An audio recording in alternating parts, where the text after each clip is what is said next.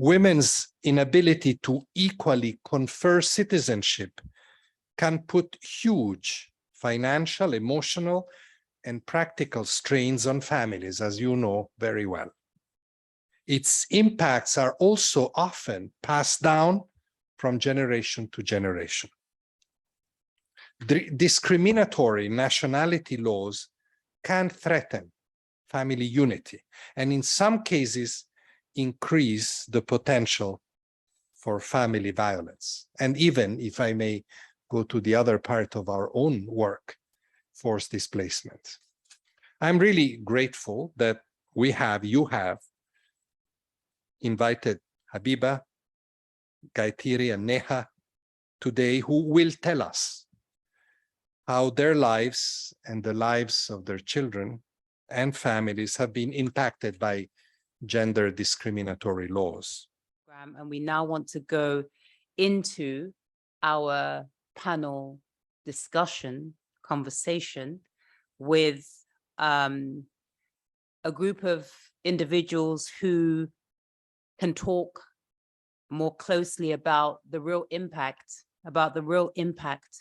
of gender discrimination in nationality laws, and how this discrimination intersects with current global issues and goals, and to discuss in more detail some recent developments in each of the countries that those who are going to be on this panel, those representing organizations, can speak to. So I'm going to now introduce our panelists, starting from my right to my left.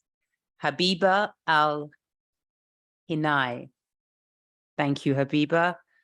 Joins us, an affected activist and working within the Omani Association for Human Rights, and I believe traveling here today for this special event to speak about Oman and the end. I'd also like to introduce Gaithiri Siva, who is part of the organization Family Frontiers. Very lucky, Habiba. I'm sitting right next to you. I want to start with yourself, Habiba Al-Hinai, from the Omani Association of Human Rights. You've been a leading voice calling for nationality laws to uphold equal rights for women and men. Can you share with us how you came to be involved in this kind of work? What happened to you? I'm just going to move the microphone for you. Thank you, Yvonne. I'm the lucky one sitting next to a celebrity.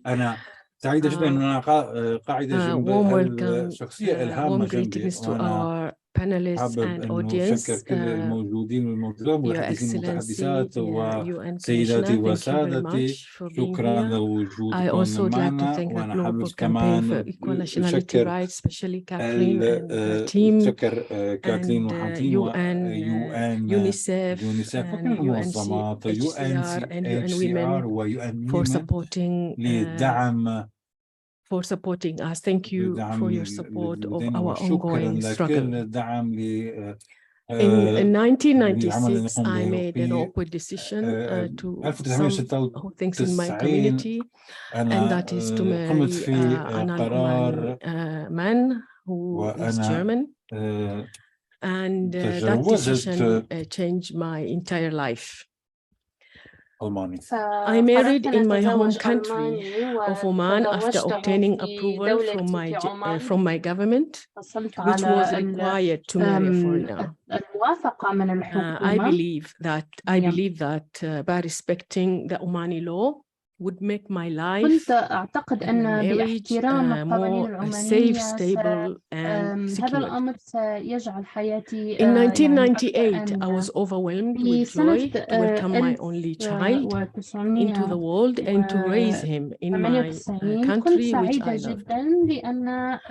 My first shock came shortly after the birth of my son, prematurely, who had to stay in an incubator in a government different hospital, and ولد we have بمشاكل صحية فكان free يجب عليه healthcare أن in Oman. يبقى في And for حضانة a couple of weeks he was in في incubator. عمان After في that I was مستشفى handed in حكومية، a وبعد large sum ذلك of bill that I had to pay, دفعت and I asked رسومات why. They كبيرة said because جدا. he's a سألت foreigner. But I said, لماذا، when I لكن walked in قالوا here, I لي was an أن Omani who took care of me. But I said, well, after he left your womb, he's a foreigner and you have to pay the bill. Of course, after that, many shocks bombarded my family, my small family, and in my life. I could not issue a resident permit for my son. I could not open a bank account. I could not simply travel without permission of the father. I could not even register his name without the father. And the most important thing, he could not inherit anything from me until today. And I could not, of course, pass my nationality to him. So, and I was shocked, of course, that in fact, my son also, he could not enjoy a higher university, and he was the first in his school. And by the age of 18, he had to leave the country because he's a foreigner. So I would say, worst of all, this also meant that my son, like all affected children, would have no right to remain in the country of his birth. Upon turning 18, he would be required to obtain residency sponsorship from a university or private business, or leave the only country that he called home.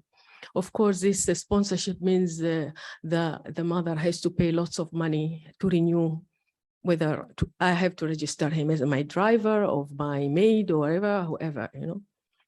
I thought if people just knew about the suffering caused by this unjust law, perhaps we could change it.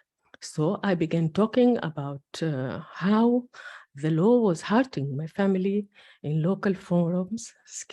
I don't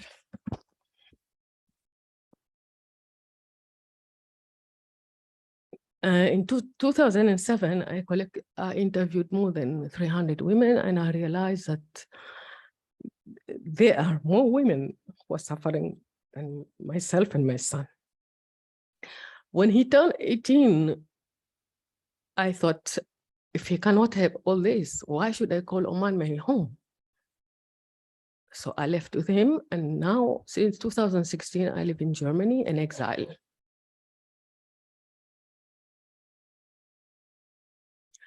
Families continue to suffer every day because women are denied equal nationality rights.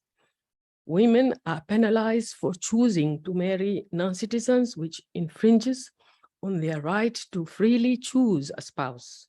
Some children raised in their mother's country are unable to be cared for their father, who are forced to work abroad without a pathway to citizenship in their wife's country, which is granted to the spouse of men. The cases of family separation caused by gender discrimination in nationality laws only increased during the pandemic, when travel bans prevented women's non-citizen children and spouses from entering countries to be united with their families. As incidents of gender-based violence tragically increased during the pandemic, women who sought to leave abusive relationships faced even greater barriers when their or their children's nationality was depending upon the abuser. Thank you.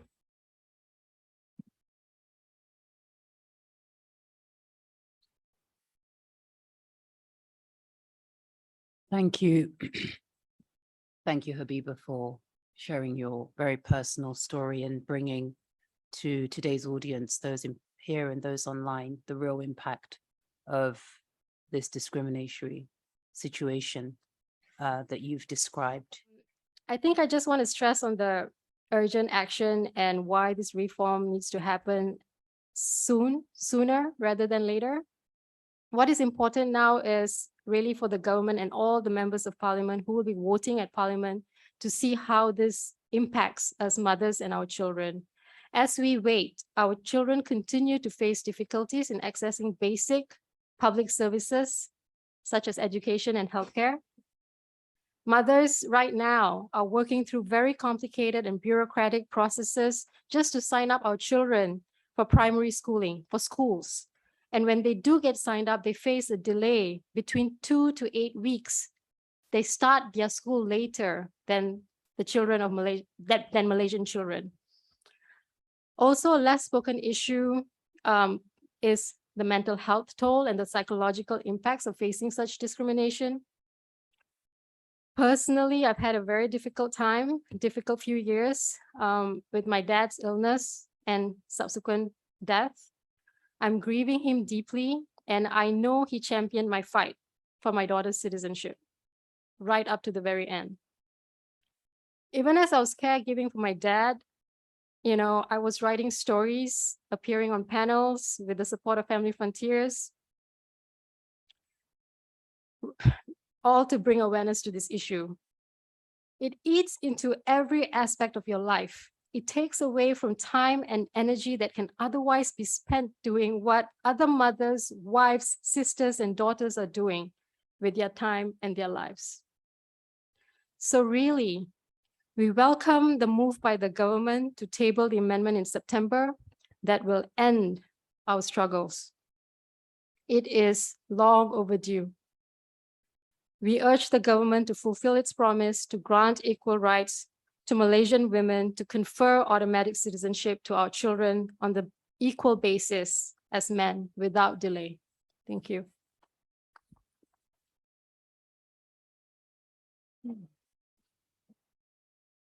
Thank you again, Gaithiri.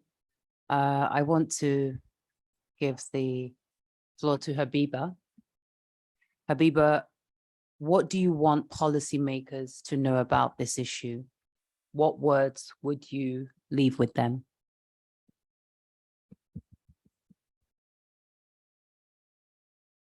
I promise you I'm not usually this emotional, but I just remember that tomorrow my son is turning 25 and it's been a long journey. On 16th April this year, the Sultan of Oman issued a royal decree on the marriage of Omanis to foreigners that abolishes the requirement of to get a permission from the Ministry of Interior, and that for both men and women. When you hear it, it's a good news. And well, oh, finally.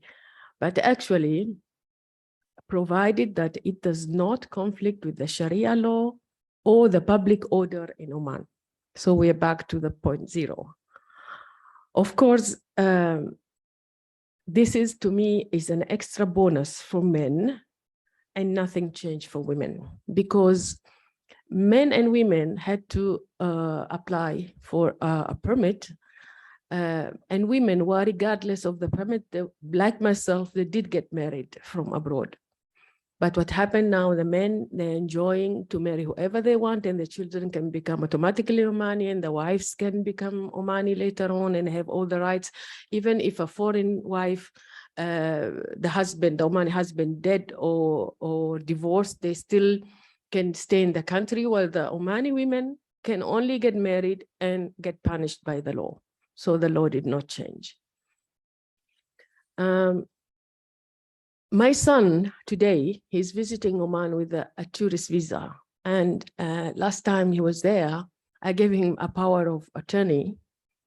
And when he went, he did not exist in the system. Our kids are treated like ghosts. They are not registered in our countries, and they don't recognize them as the children of Omanis.